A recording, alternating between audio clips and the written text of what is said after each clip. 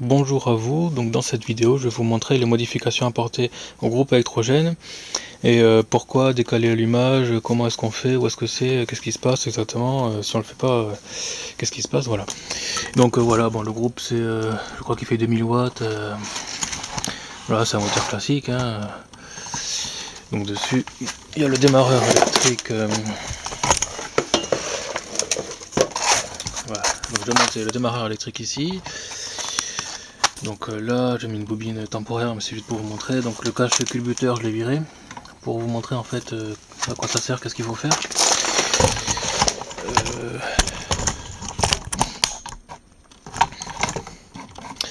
Donc ici on a le volant magnétique avec l'aimant qui est ici en fait. Et par défaut il y a la bobine mais je sais pas pourquoi je l'ai viré, je sais pas ce que j'en ai fait. Bon. Donc la bobine est ici normalement avec le métal là pour capter en fait le champ magnétique de l'aimant ici. Donc quand ça passe devant, il y a l'étincelle qui est créée avant le point Moreau. Donc le point Moreau, bon, je ne peux pas vous le montrer là parce qu'en fait il faut sortir la bougie pour le voir. Bon, donc ce qu'il faut faire, c'est fabriquer une petite plaque d'intégration comme ça qui va se mettre à la place. Je sais pas si on va bien voir tout là. C'est pas gênant mon histoire. Je monte un peu. Voilà. Donc en fait on a, si on tourne là, on peut voir 3 vis ici qu'on peut mettre. Donc en mettant la plaque là. Voilà, donc j'ai bricolé ça, en fait c'est une plaque qui va me servir de test temporairement, juste pour faire des essais avant de faire la plaque finale. Voilà, donc je fixe vite fait si j'arrive à visser. Ouais. Et pour vous montrer l'installation au final comment ce sera. Voilà. Donc ce qu'il faut faire, la première chose à faire c'est repérer le point Moreau. Alors comment est-ce qu'on fait pour repérer le point Moreau? Il faut virer la bougie qui est ici. Vous la sortez et en fait en regardant, vous tournez simplement le volant magnétique là et vous allez voir quand le piston est au plus haut. Donc moi j'ai repéré qu'en fait c'était, donc j'ai fait une flèche là qui est peut-être pas trop visible. Et donc en fait quand la vis ici est alignée avec la flèche, là le piston ne bouge plus en fait. Donc on est en fin de course là. Donc la bielle en fait elle change de sens, en fait voilà quoi, si c'est un moteur normal. Et donc pendant cette zone là, pendant cette courte zone, le moteur, le piston ne bouge plus, il est au taquet. Donc ce qu'il faut repérer ensuite, donc ça c'est la première chose pour le capteur. Alors le capteur il faut le mettre légèrement, ouais, par ici peut-être, par là. Donc le capteur, dans mon cas ce que je vais mettre c'est ce genre de choses là.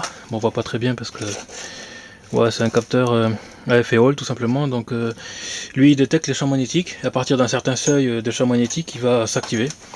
Donc en fait tout simplement il va détecter le champ de l'aimant là qui est là. Donc dès que le but étant de le placer par ici, dès que l'aimant passe devant, pop pop, à chaque fois il va déclencher. Donc je vous montre le circuit électronique après. La seconde chose à faire c'est donc il faut premièrement décaler l'allumage, c'est très important, sinon l'étincelle se produit avant que le piston ait atteint la fin de course et du coup ça repousse le piston dans l'autre sens et ça peut bloquer le moteur, tout casser, fait bon bref c'est pas bon. Donc une fois parce qu'en fait ouais, l'hydrogène il détonne alors que l'essence il explose et l'hydrogène brûle, enfin il détonne beaucoup plus vite que l'essence. Donc du coup il faut absolument passer le point Moreau pour voilà, pour qu'en fait que quand il y a l'explosion le piston redescende normalement en suivant sa course. Donc la seconde chose à faire c'est repérer la phase voilà. Par rapport au culbuteur il faut regarder, je sais pas si on n'est pas un peu trop encore là. Voilà, je zoome pour voir un peu tout là. Voilà. Donc en regardant les culbuteurs on peut savoir dans quel sens, comment est-ce que ça fonctionne. Donc celui-là bien sûr c'est l'admission, vu qu'on a l'admission là, donc l'admission et puis l'échappement. Donc là je suis à 0 et en fait je suis en phase d'admission. C'est-à-dire en fait c'est tout simplement l'admission, donc là l'air qui rentre, fait le mélange HH chaud plus air, plus brumisateur peut-être, voilà. Là on rentre en phase de compression, donc ça compresse ici, hop. Voilà, donc là on est au point Moreau, donc le gaz est comprimé là-dedans et prêt à exploser. Donc dès qu'on décale un peu ici, hop, il faudrait déclencher l'étincelle, donc ça va pousser le piston pendant la phase de combustion, c'est normal. Et ensuite on a celui-là qui s'ouvre pour l'échappement tout simplement, donc le piston remonte et il éjecte les gaz là. Bon, ça c'est le principe classique. Si on utilise, donc par défaut en fait la bobine, donc là vu qu'en fait, bon comment expliquer, c'est un 4 temps, donc il faut, cet axe là il fait 2 tours pour faire un cycle moteur complet de 4 temps. Donc on a, là on part de 0, donc on a admission, hop, compression, combustion, donc là il n'y a rien qui bouge, c'est normal, et ensuite on a l'échappement, voilà.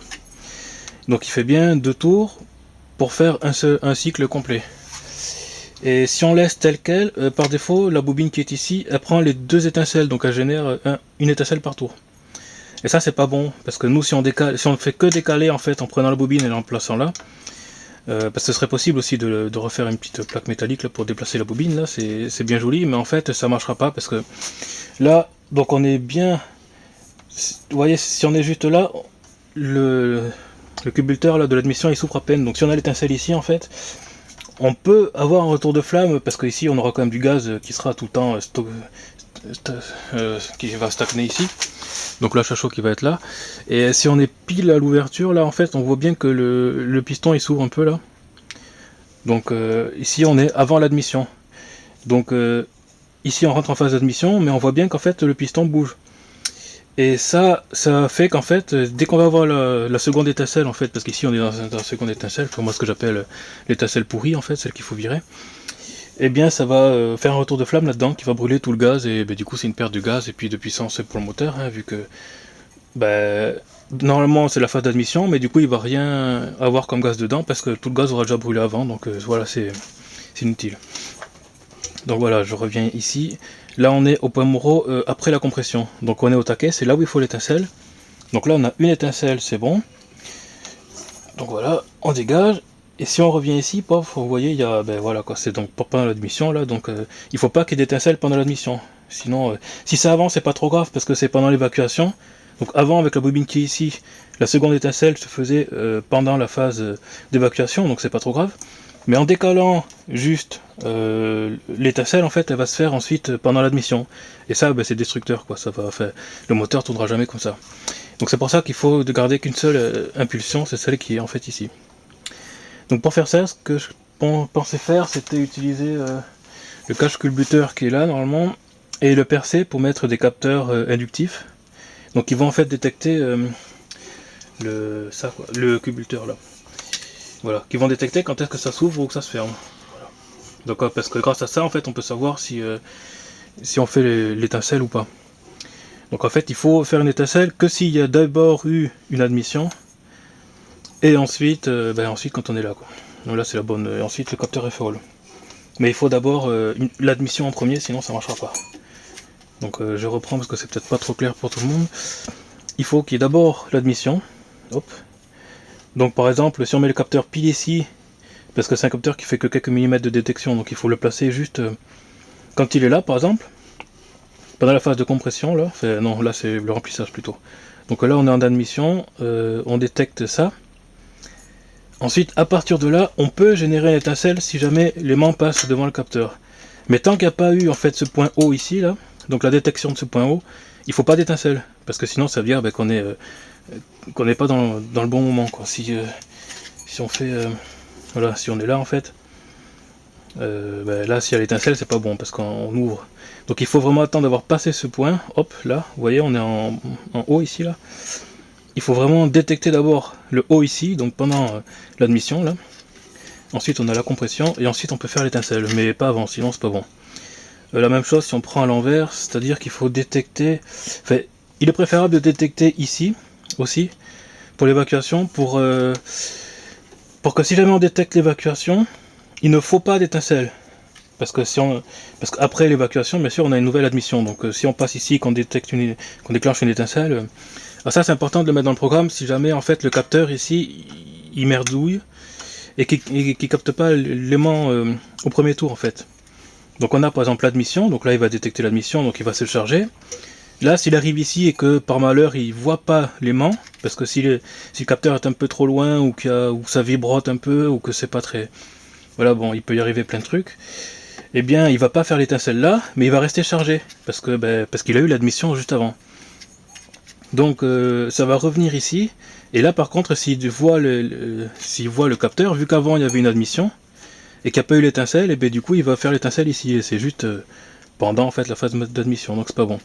Donc c'est pour ça qu'il faut passer le point Moreau, il faut aussi détecter l'évacuation, pour couper l'étincelle, pour la désactiver en fait tout simplement. Donc il faut désactiver l'étincelle entre les deux phases là. Donc à partir du moment où on a eu l'évacuation, on coupe l'étincelle, comme ça il n'y a pas d'étincelle ici quand il passe là. Et ensuite on peut activer l'étincelle à partir du moment où on est passé là dans la phase d'admission. Donc voilà, le but c'est de désactiver l'étincelle dans la phase d'admission, pour pas qu'il y ait un retour de flamme, hop, qui vienne péter tout là, puis et du coup ça pètera pas dans le moteur, parce que bien sûr, s'il y a l'étincelle pendant la phase d'admission, eh bien il va rien compresser du tout, vu qu'il n'y aura pas de gaz, tout aura brûlé déjà avant, donc ce sera inutilisable. Voilà, donc là ça c'est pour ça, c'est très important là, ce système là de décaler. Bon, ça demande un peu d'électronique c'est sûr. Après certains utilisent en fait un switch ici là pour détecter quand est-ce qu'il appuie, en décalant juste en fait, en condamnant la bobine quand il appuie. Mais bon, moi ça me plaît pas trop, ça je préfère l'électronique de ce côté là. Voilà. Donc ensuite je vais vous montrer un peu vite fait le circuit électronique de gestion temporaire en fait, parce que c'est pas le définitif en fait. Je vais en fabriquer un autre avec des capteurs qui vont être bien. Dans la première version en fait je vais juste utiliser, enfin bon, je vous expliquerai un peu ça après. Donc voilà, c'est ça le circuit électronique de gestion, mais celui-là c'est que le premier que je vais faire, je vais m'en servir pour faire les tests en fait. Donc le principe c'est très simple, on envoie du 12 volts, là j'utilise une alim de Livebox là, qui traîne. Voilà, une alim de Livebox là tout simplement. Donc on envoie du 12 volts là-dedans. C'est le principe du CDI de toute façon. Donc voilà, donc il y a du 12 volts qui va dedans, il est converti en 220 par le transfo ici. Donc ça c'est un transfo d'alimentation de PC tout simplement. Parce qu'un transfo 220-12, ben, si on l'inverse, il transformera le 12 en 220. Donc voilà. Donc en excitant ce transfo, on sort du 220 redressé en fait. Donc ça fait à peu près 300 volts, voilà.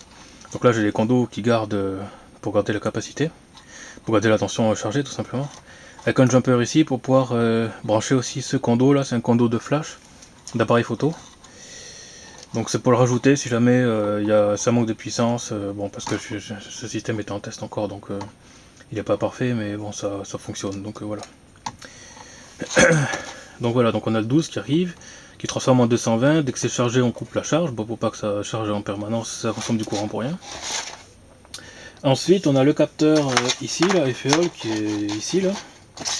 Quand il détecte sur le volant moteur, dès qu'il détecte en fait l'aimant là, hop, et ben il va activer un IGBT qui va commuter, qui va décharger en fait le condensateur dans la bobine d'allumage qui est ici là, que j'ai foutu là temporairement.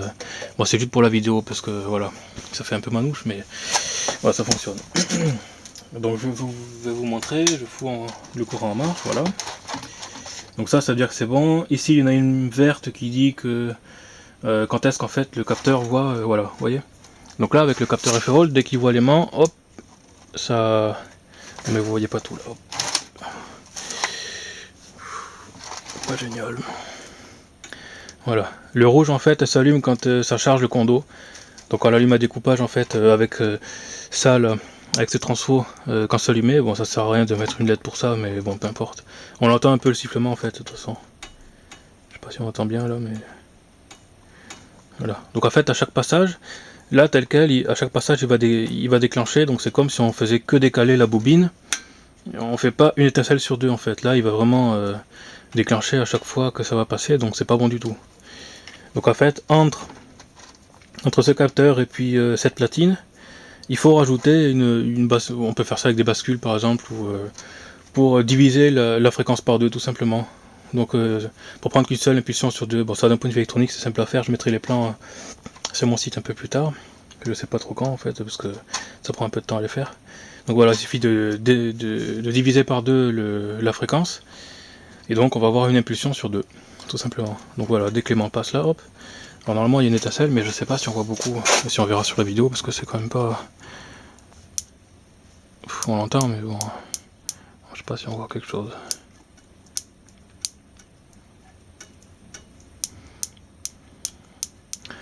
Voilà, pour le moment ça marchouille, et puis on verra Donc je mettrai les infos sur mon site plus tard pour commenter un peu plus avec des images et tout, parce que là c'est peut-être un peu foutoir, mais en fait moi sur le principe pour moi c'est très clair, et après pour arriver à le réexpliquer c'est pas génial. Donc voilà, plus tard donc ça ce sera remplacé par une plaque en alu, je pense, et avec moins de matière là, parce que ça par exemple ça sert à rien, tout ça là, ça sert peut-être pas à grand chose là. Parce que je vais essayer de remettre la cloche quand même, parce que je pense que les ailettes là ça sert forcément à ventiler, donc pour reventiler le moteur il va forcément chauffer. Donc voilà, j'aimerais bien le reventiler, donc essayer de faire un truc avec une platine de capteur le plus petit possible. Donc normalement là, sur la platine finale, donc ce sera un truc en alu qui sera plus dur là, et il y aura une petite platine avec le capteur qui ira bien juste au bon endroit.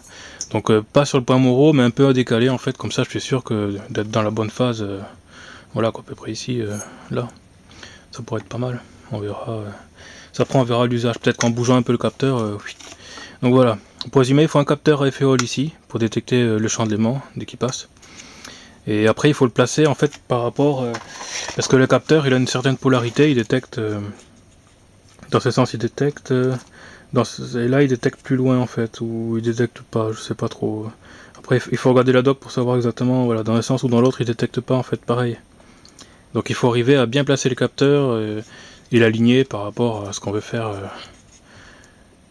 Donc là en fait il faut, pour arriver à le placer correctement, en fait il faut le poser. C'est pas génial. Il faut le poser de telle sorte que ça s'allume. En fait il faut le décaler là. Donc là si on le place le capteur à cet endroit, il va déclencher ici. Bon, si on veut déclencher à peu près ici, il faut donc, vous voyez, donc vous mettez là où vous voulez en fait le déclenchement, ici là par exemple, et on en rapproche le capteur à l'endroit où ça vient, voilà. Voilà, là ici. Donc on revient en arrière, donc là on passe le point Moro tranquillement, on arrive, hop, et à cet endroit il va déclencher, donc on voit la LED verte normalement sur la vidéo, ouais. Donc voilà. Et bien sûr avec ça il faut un diviseur de fréquence et il faut un reset, parce que si on n'utilise pas en fait les capteurs sur les cubulteurs là, et bien il va pas savoir en fait, par défaut il va se diviser par deux, mais il sait pas à partir de quand.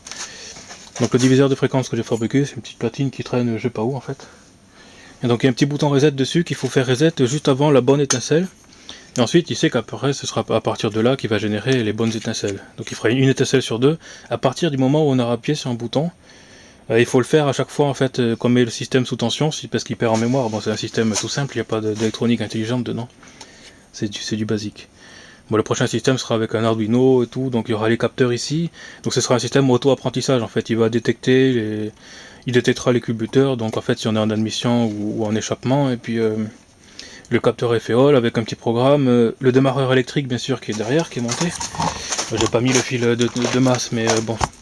Donc le démarreur est ici avec son allumeur et puis le générateur, parce qu'en fait derrière ça il y a une petite bobine génératrice pour recharger la batterie normalement. Donc voilà, le circuit électronique avec Arduino sera un machin intelligent, enfin en quelque sorte, auto-apprentissage, donc il va, dès qu'on mettra sous tension en fait il va se débrouiller tout seul pour mettre en marche le générateur, plus donc le générateur d'hydrogène bien sûr, plus donc faire tourner le démarreur ici. Gérer les étincelles en fonction des capteurs là qui seront là, et puis commuter ensuite automatiquement, parce que bien sûr le but c'est pas juste de faire tourner ce groupe électrogène, hein, c'est d'essayer de reboucler en fait le groupe électrogène sur le générateur pour rendre un système totalement autonome. Ça en théorie ça marche pas, mais bon, certains sur internet ont réussi, donc je vais essayer de faire la même chose. Donc voilà, ça ce sera tout géré par l'électronique derrière, qui se débrouillera comme une grande quoi. Là j'attends encore des composants, donc pour le moment je vais tester avec ce petit système là, et puis, vu que c'est à peu près fonctionnel, bon, dès que j'ai un petit moment j'essaierai ça, voilà. Donc il faut, bon, la bobine bien sûr elle va pas être là, il faut que je mette le circuit d'injection là, donc le même que vous avez pu voir sur internet, sur mon site là, le circuit d'injection je pense qu'il va pas changer. Bon après je ferai peut-être des modifs, mais là je peux pas pour le moment, donc voilà. Donc voilà, ce qu'il faut c'est, surtout très important ici, donc il faut décaler le capteur. Donc déjà trouver le point Moro par rapport, donc il faut sortir la bougie là pour regarder dans le piston, bon, vous allez voir c'est pas compliqué, même si je fais pas de mécanique, moi je suis pas un mécanicien, donc c'est simple à trouver en fait. c'est quand le piston est la course au maximum, quoi, au taquet. Et donc vous faites à peu près le milieu, parce que au bout d'un certain temps, en fait, dans cette zone-là, le piston il bouge pas, en fait. Donc vous faites à peu près le milieu, quoi, pour trouver, et ensuite un petit décalage là-haut, par exemple ici, donc on est dans le bon sens. Bien sûr, il faut que ça soit dans le bon sens, il faut remettez pas là, mais c'est forcément de l'autre côté. Donc le point Moreau est forcément après, donc la bobine, en fait, il faut, voilà, donc on décale, hein, il faut passer le point Moreau tout simplement. Donc vu que le limage était en fait ici, si on prend le milieu ici, c'est forcément de l'autre côté qu'il faut le générer, et ça c'est logique après. Il faut avoir un peu de logique, bon. Donc voilà, donc le repérage du point Moreau, ici. Ensuite les capteurs effet Hall. Et si vous voulez un système automatique, il faut ici détecter d'une manière ou d'une autre ça, quoi. Donc si c'est en admission ou en échappement avec des capteurs. Bon, moi j'ai pris des capteurs inductifs, mais après il y a des capteurs aussi par infrarouge. Je sais pas trop ce que ça vaut, mais je crois que la distance en fait est plus longue. Et vu que le cache culbuteur est quand même assez court, j'avais peur d'avoir un capteur qui sort carrément de la boîte, et après il aurait fallu refaire une boîte en fait. Et bon, moi la mécanique, ça me, voilà, c'est pas mon truc, donc j'abricole un peu comme je peux, mais c'est pas génial. Donc voilà, j'essaie de faire au plus court et au plus simple pour que tout le monde puisse reproduire le système, mais bon, c'est pas toujours. Après, pour ce qui est de l'électronique, bon, on est obligé d'y passer, hein, c'est pas. Alors, comme je vous expliquais, certains en fait, pour pas utiliser d'électronique, ils mettent la bobine ici et ils condamnent la bobine à partir du moment où on active ici le culbuteur là derrière, le culbuteur d'admission. Moi ça me plaît pas trop parce que c'est plus ou moins aléatoire, c'est pas. En plus c'est un petit capteur mécanique là qui a avec les vibrations ça va bouger dans tous les sens, ça peut faire des trucs bon moi ça je peux pas. Donc voilà, je vais plutôt me baser sur un système tout électronique. Donc tous les plans seront sur internet sur mon site, hein, faut regarder de temps en temps. Je peux pas parler partout et expliquer en même temps, donc je fais comme je peux et puis voilà. Donc voilà, j'espère que c'était assez clair, vous trouverez quand même des infos supplémentaires sur mon site. Je sais pas trop quand, dès que j'ai le temps en fait de m'y mettre. Voilà, salut à tous.